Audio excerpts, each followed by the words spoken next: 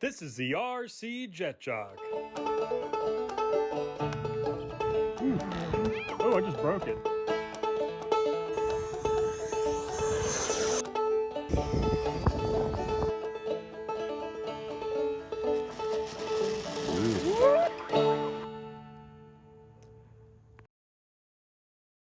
What's going on, guys? Jet Jock here. We just landed in Beaumont, and our buddy, he had contacted me a couple of days ago, asked if I wanted a LX from Banana Hobbies B-25, and it's like, absolutely, for sure.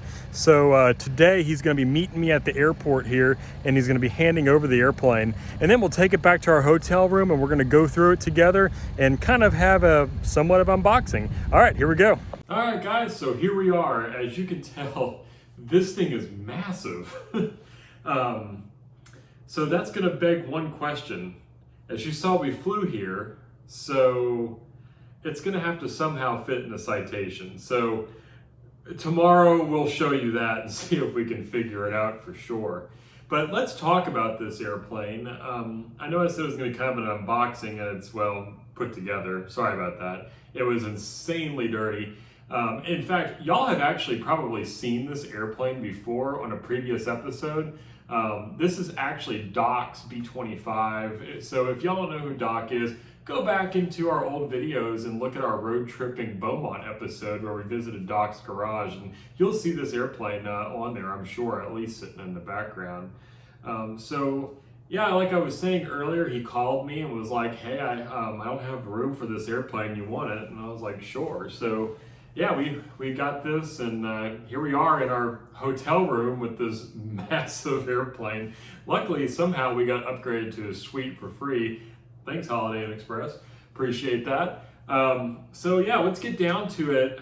Just to start off first, I mean, I know this is an older airplane, and this airplane has been kind of on my radar for a really long time, just because I like the giant airplanes. Back before I really got into the big giant scale airplanes, I was really starting to fall in love with the 2,000 millimeter wingspan foamies, like the T-28 Trojan by E-Flight, or I had the P-40 by LX, which was the same brand. And that's a good segue to the reason that it took us so long to, decide whether we were going to buy one or not, because let's face it, I had that P-40, I flew it twice, it flew amazing, it looked great, but the quality wasn't there. The tail wheel broke on the second flight, and it was all plastic up in there. So, but everything else was real nice. The servos were a little on the cheesy side, and so were the linkages. So, yeah, a little brief history there on LX and my relationship there for sure. And yeah, so this is an older airplane. It's been out for a while, so there's been plenty of unboxings and flight videos and all that good stuff, and I've been watching them for a really long time, but this airplane has always intrigued me. So to start, the finish on this foam is just unbelievable. I've sent this picture out to a few of my buddies, and they actually didn't know if it was foam or not. And I mean, just looking at it right here, it's pretty spectacular. The paint job is pretty flawless. The decals look amazing. And the scale details in this airplane, guys, is just incredible. We got the guns, and the turret actually moves. There's more guns and detail kit. Let's see right here. Yeah, so here's the rest of the details. We got hatches and, more linkages and stuff in there. And then we got more guns and different little antennas and stuff that go throughout the airplane that we'll be adding on later. Since we're going to be stuffing this into a baggage compartment in a Citation, we wouldn't want to break off any of those antennas. Even like the fabric covered parts over here look really, really nice. You don't see a lot of those mold. In fact, I don't see any of them. Those little like mold circles that you get on a lot of the styrofoam airplanes. Let me see if they're underneath. Yeah, they're just underneath. Some airplanes that we've had, especially Dynam does it quite a bit, is you'll have those little dots all over the top of the fuselage too, and it just kind of looks dinky. But this is nicely concealed underneath.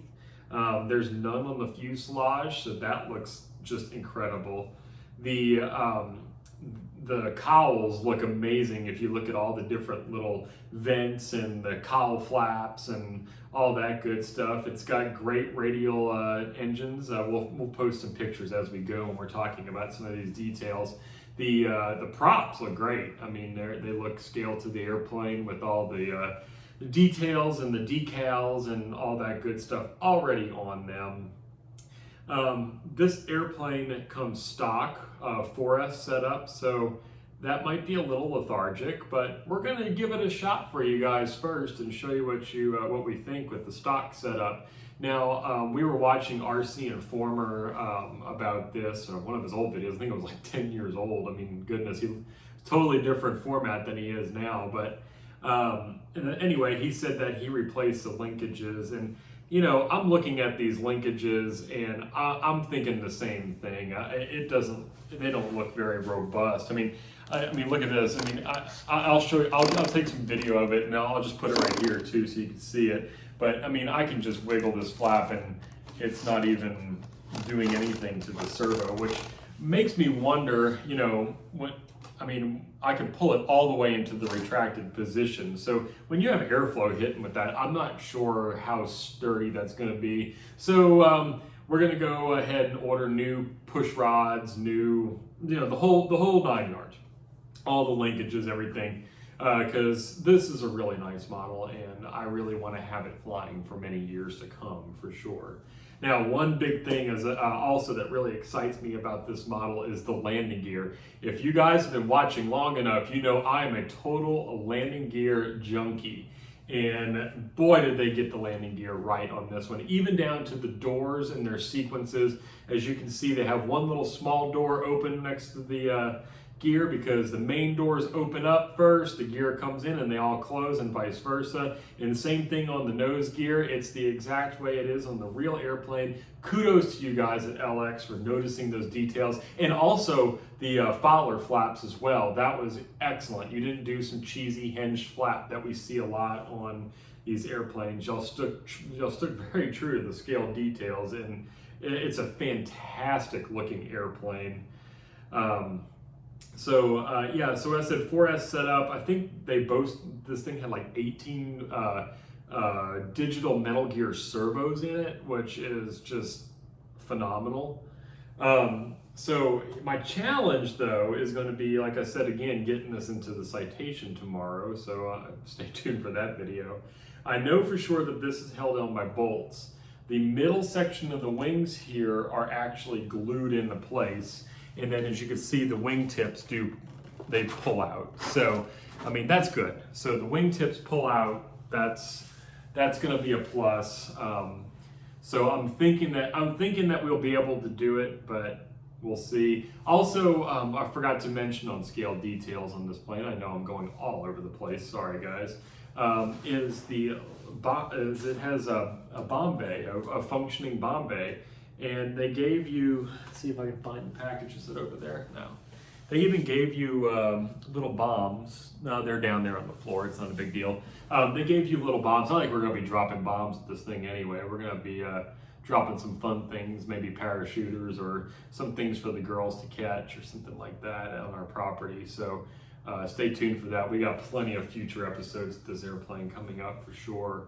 But yeah, so bomb bay doors, landing gear doors, I mean, everything on this airplane just looks fantastic. And that's why we're gonna go ahead and update those linkages and really give this airplane a good one-over, make sure that she's gonna be in fine flying condition for you guys for many, many episodes to come.